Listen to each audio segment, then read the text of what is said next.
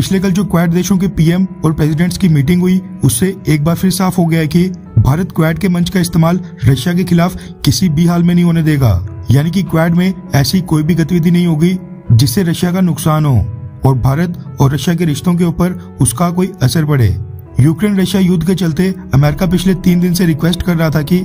Ukraine crisis के मद्देनजर quad देशों के राष्ट्राध्यक्षों की एक वर्चुअल मीटिंग हो, जिसकी मदद से रशिया को एक मैसेज दिया जाए कि भारत समेत क्वाड के सदस्य देश भी रशिया के विरोध में एक साथ खड़े हैं। लेकिन अमेरिका के सपने के ऊपर पानी फेर दिया अकेले भारत ने। ये तो हम सबको पता है कि ऑस्ट्रेलिया और जापान, ये दोनों देश बिना कोई सवाल उठाए अमेरिका के पीछे पीछे चलते हैं। अमेरिका ने रशिया के ऊपर सैंक्शंस थोपे तो अगले दिन जापान और ऑस्ट्रेलिया ने भी रशिया के ऊपर कड़े प्रतिबंध थोपने का ऐलान कर दिया। पिछले कल भी अमेरिका अपनी तरफ से लगातार कोशिश कर रहा था कि क्वाड की मीटिंग के बाद जो चारों देशों की एक ज्वाइंट स्टेटमेंट आती है, उसमें रशिया द्वारा यूक्रेन के ऊपर हमला करने को मेंशन किया जाए और लिखा जाए कि रशिया यूक्रेन के खिलाफ एग्रेशन दिखा रहा है। इसके साथ ही रशिया के ऊपर आरोप लगाया जाए कि रशिया ने यूक्रेन को इन्वेड किया है, ना कोई मिलिट्री ऑपरेशन चला रहा है। वैसे जिनको नहीं पता तो उनकी जानकारी के लिए बता दूं कि मीटिंग के बाद जब कोई ज्वाइंट स्टेटमेंट पेश की जाती है, उसका मतलब होता है कि मीटिंग में शामिल सभी पार्टीज यानी सभी पक्ष या फिर सभी देश ज्वाइंट स्टेटमेंट में कही गई बातों के ऊपर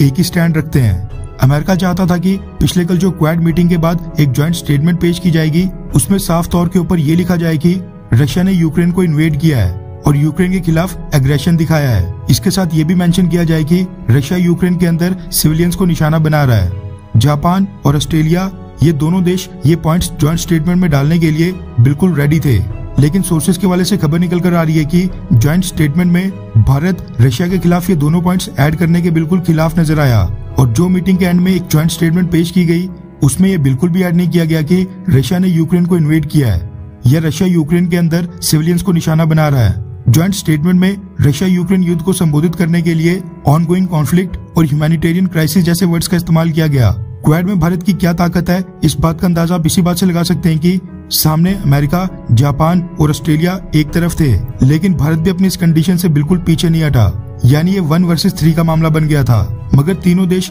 भारत की डिमांड के आगे आखिरकार झुकी गए और क्वाड की जो ज्वाइंट स्टेटमेंट आई, उसमें यूक्रेन क्राइसिस का तो जिक्र किया गया था, लेकिन इस पूरी ज्वाइंट स्टेटमेंट में रशिया का नाम एक बार भी नहीं लिया गया, यानी रशिया का नाम तक मेंशन नहीं किया गया था। आप सोचिए कि कहां पर अमेरिका, ऑस्ट्रेलिया और जापान, ये तीनों देश चाहते थे कि क्वाड देश एक साथ मिलकर रशिया की आलोचना करें, जबकि भारत के प्रेशर के कारण तीनों देश क्वाड मीटिंग की ज्वाइंट स्टेटमेंट से रशिया का नाम तक हटाने के लिए रेडी हो गए थे। यानी यह है नए भारत की ताकत। भारत ने यूनाइटेड नेशंस में भी एक बार भी नहीं कहा कि रशिया ने यूक्रेन को इन्वेड किया है या फिर रशिया के कारण यूक्रेन के सिविलियंस की जान जा रही है या फिर रशिया यूक्रेन के सिविलियंस को टारगेट कर रहा है। ये भारत के लिए एक तरह से बहुत ही बड़ी डिप्लोमेटिक विन है, जबकि अमेरिका के लिए बड़ी हार, क्योंकि अमेरिका पिछले 2-3 दिनों से क्वाड मीटिंग का आयोजन इसीलिए करना चाहता था ताकि बाकी मंचों की तरह क्वाड के ऊपर भी रशिया की आलोचना की जाए और रशिया को घेरा जाए, जो कि भारत ने होने ही नहीं दिया। भारत का मैसेज बिल्कुल साफ है,